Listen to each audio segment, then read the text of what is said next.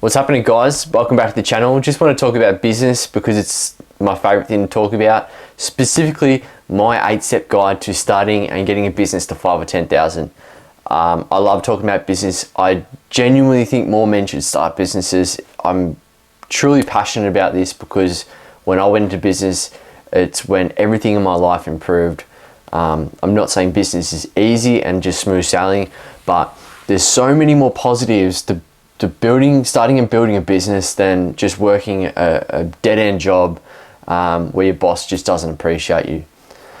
So I'm really passionate about helping men get into business, and this 8-step guide is just a quick overview of the points, the steps that I would have taken or I should have taken to get my business to $5,000 or $10,000 a month. I'm not going to go super in depth with each point. Each point really deserves its own video, but it gives you an idea of where to focus your time and where to not focus your time, okay? Because there's so many little tasks in business that will just absorb your time and you'll get absolutely no forward growth or forward movement out of those. So straight up, number one is find your passion. Now, I went into a business not around my passion. And the reason why I wouldn't recommend this is when things get really difficult in business, you're going to want some external factor to help you drive through that challenge. Okay. Now, if you're starting a business around your passion, the fact that you're passionate about your business and the industry will help you drive through that challenge. If you don't have a passion around it, the only thing helping you drive through it is really your income and you're chasing money, and that's not a very fulfilling way to live. Now, my business is now at a point where I don't often experience things like that because I've established a little bit more behind me to push through those challenges. But if I started a business around my passion, I feel like I would have had a lot faster growth and it would have been a lot more fulfilling through that process. Okay. Number two, you need to choose your business model. Okay, so after you've found the passion that you want to work on, start a business, you've decided what product or service you want to sell to a specific person, a specific market, then you need to choose a business model. So a business model is basically sort of the structure of your business. Do you want to start a brick and mortar shop, like a real shop front? Do you want to sell to your customers via an online platform through a subscription service? Do you want to sell face-to-face? Or if you're doing some sort of coaching service, do you want to sit down face-to-face with the clients, or do you want to do it online? Do you want to start a franchise model? There's so many. Do you want to sell to businesses? Do you want to sell to direct consumers? Have a look at the amount of business models there are out there, and you can really choose one of them or create your own hybrid version or hybrid model that suits the product and service you're trying to sell. Keep in mind, certain products and certain services don't suit certain business models, but there are some awesome, combinations of businesses and business models that can be created to suit you. Okay, so work out a business model that works for your business. And then step three is developing some sort of foundation of your brand. Now, this is where people can go a little bit out of control because brand is a massive topic and it's something that you'll work on for your whole business journey. Okay, you'll work on brand right up until you decide that business, you're done with business, and once you go into business, you're probably never going to, you'll probably die before that happens. So brand is something you're going to work on up until the end, basically. It's something that's always changing, always developing, but you don't necessarily need to have this idea of a perfect brand at the start. Okay, you just need some branding colors, you need a basic logo. You need to have an idea of the way you want your customers to feel and think about your business when they buy from you, and then just establish that sort of basic foundation of brand, and then you can just put it away for now. Okay, you don't need to continue to develop it through to at least 5 or 10,000 a month. Okay, because people focus too much on this And that's why they don't get the business growth they want, because they're wasting too much time on things that aren't actually making money. And brand on, face value doesn't really make any money. It just helps people feel better about your business. Okay. Next step is to make your first sale. And most people make their first sale from family or friends. This is a great place to start because you can get instant feedback. You can ask for a few reviews or testimonials to build some sort of authority in your market. So when you have other customers come in, they can look at, feedback from other people. And I'm not saying this has to be, fake feedback. It can be genuine feedback from family and friends if they, if they think you've done something well, or maybe you should improve something. This is a point where you start to test things, okay? Get a bit of feedback from people and instantly make those changes according to what they're telling you. The idea here is to get your first couple of sales and just learn as much as you can, as fast as you can, okay? Next one is generating some leads into your business. And this is a massive topic. Some people build full businesses just off generating leads. Actually, there's a lot of businesses that do this.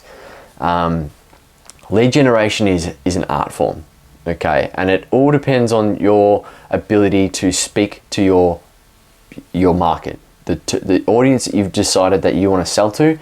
You need to learn everything about them you possibly can and learn to communicate directly with them, okay? Now, again, you're not going to learn this in a week.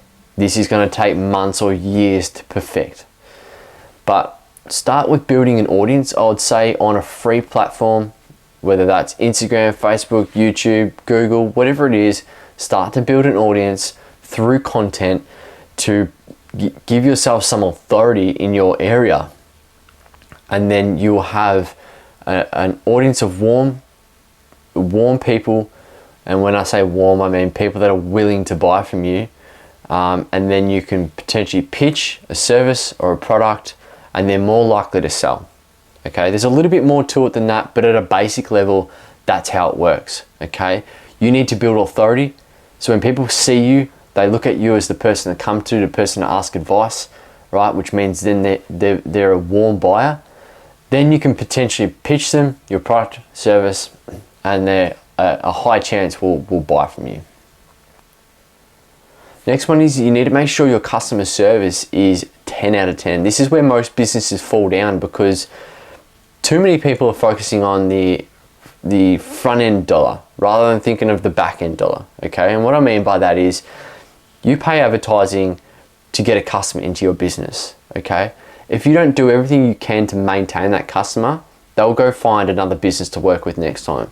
If you do everything you can to maintain that customer, they're very likely going to purchase another 5 or 10 or 20 times from your business in their lifetime, but you've only spent advertising dollars to get them into your business once, okay?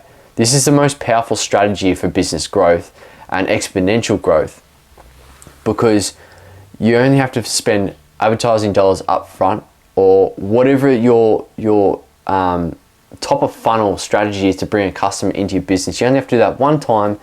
You lock the customer in forever, you build the relationship, you make sure you look after them, answer all their questions, be the most helpful person you can as a business owner, and they will stay with you long term. At the end of the day, you started this business for them, okay? I know you started it for yourself, whether you wanted some more fulfillment in your life, more meaning, whatever. Yes, I know it's for you, but more so it's for your customer. Okay, and you'll start to learn that as you start to build a customer base, that these people rely on you to fulfill the product or service that you said you're going to fulfill.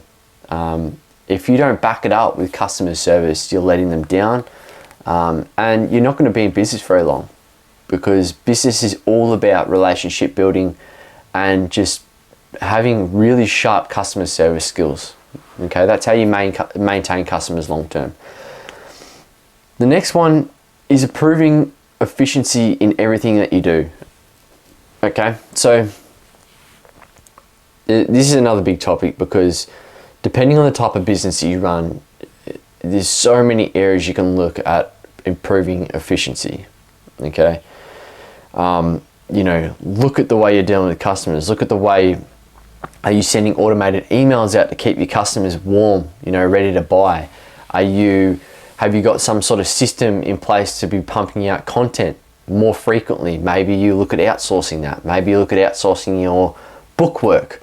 What are you doing to maximize productive time? Okay, there's a lot of tasks in business that don't produce income. The best idea when you get to a point is to outsource them if you can afford it, okay?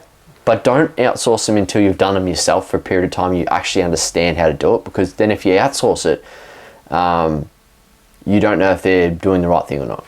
So outsourcing is really powerful. Basically just getting all those unnecessary tasks, or not unnecessary, but all those tasks that drain your time and they don't make money, all the back end stuff, bookwork, tax stuff. Get an accountant, get a bookkeeper. You know, maybe look at getting someone to outsource all your social media stuff and keep building your audience through that. And you focus on running the business, building relationships with your customers, building key relationships with, you know, different partners, and trying to establish more authority in your niche. Okay, that's the best way to have forward growth and continue to, you know, get yourself towards a 5 or 10,000 mark. Okay, and the last one is basically just repeat steps 5 to 7. You just got to keep generating leads, keep sharpening your customer service skills, and keep improving efficiency. If you just keep repeating those for the next couple of months, you'll get to 5 or 10,000 really quickly. Okay, really important areas to focus on. You just got to repeat those. Once you get to 5 or 10,000, that's when you can go back to things like brand, and really start to refine your brand. You can potentially look at adding another product or adding a different service. There's so many things you can do, but there's no point doing any of that until you get to 5 or 10,000 a month, which is for me sort of like a really good sort of goal to aim for. It's like a critical mass in business. If you can consistently generate, you know, 10,000 a month, you've sort of proven your business idea. All right, people clearly want to buy from you. So if you can maintain that long term, you know, you've hit a really good point in business. I'm not saying you're still very, very much so at the start of your journey, but it's a really great place to get to. Okay, guys, I hope that helps for anyone who wants to start a business, because, like I said, I'm passionate about this. I think more men should be starting businesses. There's too many guys out there working in jobs that are fucking miserable. And you know, I want to build my channel all around helping men make that transition and learning as much as they can about business. All right, guys, I'll see you in the next one. Cheers.